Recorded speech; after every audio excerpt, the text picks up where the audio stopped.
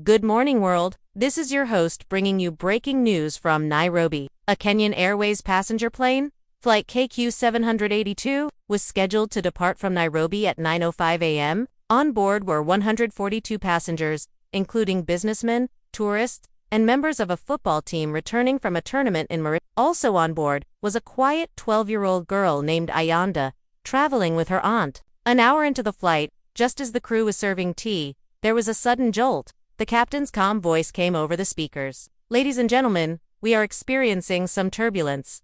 Please remain seated with your seatbelts fastened." But this was no ordinary turbulence. One of the engines had failed. Then the second engine started to sputter. Hundreds of birds had struck both engines during ascent, causing catastrophic failure. The plane was now descending rapidly over remote bushland near the Zimbabwe-Mozambique border. People screamed. They prayed. They held each other close. Amid the chaos, a flight attendant named Lindy calmly started to make her way through the aisles. Her voice was shaking but firm.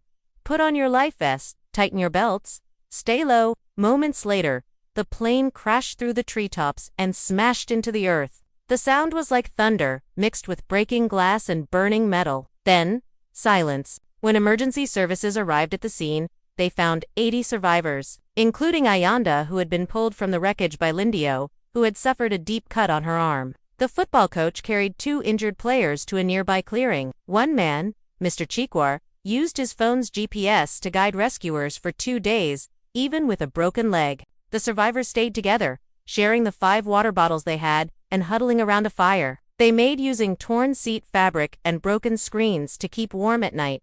The cries of wild animals echoed in the darkness. On the 3rd day, a search helicopter spotted the smoke and landed. As the nation mourned the 124 lives lost, memorials were held in Nairobi, Harare, and Johannesburg. Ayanda, who had lost her aunt, later said, "I lost my aunt, but I gained the will to live for her." Lindio, who had put herself in harm's way to save others, was hailed a national hero. The airline changed its safety protocols and bird radar systems were upgraded in several African airports. It's a story of great sadness, but also of great human strength, sacrifice and hope in the face of disaster. From Nairobi, I'm the host. This is the news.